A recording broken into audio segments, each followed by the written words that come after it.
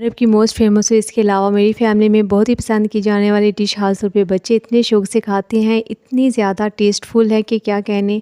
बिल्कुल भी कॉस्टली नहीं है, बनाना भी बहुत ही ज़्यादा आसान है और अगर आप इसका इस्तेमाल सैलेड के साथ कर रहे हैं तो आप देखेंगे कि दिनों में कैसे आपका मोटापा ख़त्म हो जाता है। लंच टाइम सैलेड के साथ देंगे जी। तो मैं बात कर रही हूँ फलाफिल की, जिसे बनाने के लिए यहाँ पे मैंने एक छोटा कप सफ़ेद चने ले लिए हैं, जिसे चुनने के बाद मैंने ओवरनाइट पानी में डिप कर लिया है और डिप करते वक्त मैंने इसमें कोई भी साल्ट या फिर मीठे सोडे का इस्तेमाल नहीं किया। चनों का पानी निचोड़ने के बाद एक बोल में शामिल कर लेंगे। साथ ही इसमें एक मीडियम साइज का प्याज, जिसे मैंने छीलने के बाद छोटे छोटे पीसेस में काट लिया है, शामिल कर लेंगे। सब्ज मिर्चें शामिल कर लेंगे। अच्छा, सब्ज मिर्चों को आप अपने टेस्ट के मुताबिक सेट कर लीजिए। यहाँ पे मैंने 2 छोटी सब्ज मिर्चों का इस्तेमाल किया है, 3 लहसुन की कलियाँ और साथ ही यहाँ पे प्यारा सा ज़बरदस्त सब्ज धनिया शामिल कर लेंगे। साथ ही इसमें पिसा हुआ खुश्क धनिया का पाउडर शामिल कर लेंगे। हस्ब ज़रूरत नमक शामिल कर लेंगे, थोड़ी सी अजवाइन और पिसा हुआ ज़ीरा और काली मिर्च का पाउडर शामिल करके सब चीज़ों को अच्छे से यहाँ पे हम ग्राइंड कर लेंगे। अच्छा, अगर आपके पास ग्राइंडर अवेलेबल नहीं है तो आप इसको कूनी डंडे में भी पीस सकते हैं। हमें इसे बहुत ही ज़्यादा कोई फाइन पेस्ट तैयार नहीं करना, बस दरदरा सा हमें इसे ग्राइंड कर लेना है।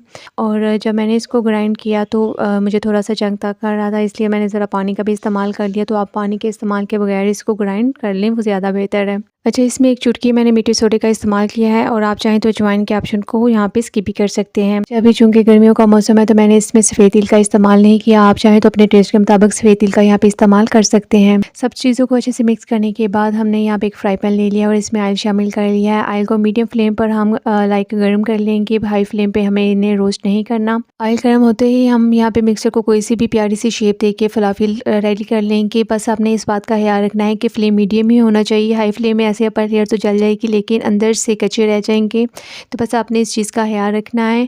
और मैंने मोटापे की बात की तो ऑनेस्टली मैं आपको 3-4 चीज़ें बताती हूँ, अगर आप उनको फॉलो करते हैं तो आपको डाइटिंग करने की बिल्कुल भी ज़रूरत नहीं पेश आएगी। सबसे पहले तो आपने इस बात का खास ख्याल रखना है कि अपनी डेली रूटीन में एक्सरसाइज को शामिल करें, ज़्यादा से ज़्यादा चलें। ऐसा करने से सिर्फ मोटापा नहीं खत्म होगा, आपकी और भी बहुत सारे मसाइल हैं वो हल हो जाएंगे। और सेकेंडली आपने ये करना है कि आपने सुना तो होगा ना कि नाश्ता बादशाहों की तरह करें और दोपहर का खाना वज़ीरों की तरह और रात का खाना फ़कीरों की तरह। तो बस रात के खाने में आपने अंत नहीं डालनी। एक तो आपने मगरिब और इशा के दरमियान में खाना खा लेना है और खाना खाते ही लेट नहीं जाना बल्कि कुछ शक्ल लगाने हैं। हमारी रूटीन तो काफ़ी ख़राब हो गई हुई है, लेट नाइट तक सब जागते रहते हैं और सुबह देर तक सोना। तो इन चीज़ों का खास याद रखें। अगर आपको बीच में भूख लग रही है तो कुछ लाइट सा लें, ना कि कोई जंक फूड्स खा लें, ऊपर से कोक पी लें और टोना हो जाएं, तो ऐसा आपने नहीं करना। और बाकी अल्लाह पाक ने रात सोने के लिए और दिन जागने के लिए बनाया है, तो इस चीज़ को भी फॉलो करिएगा। अपनी रूटीन में ग्रीन टी को शामिल करें और ग्रीन टी को आपने खाली पेट आपने बिल्कुल भी इस्तेमाल नहीं करना, बल्कि खाने के बाद सुबह शाम ग्रीन टी को अपनी रूटीन में शामिल कर लीजिए। उन सब चीज़ों को फॉलो करेंगे तो आप इसके वाज़ह रिजल्ट्स पाएंगे।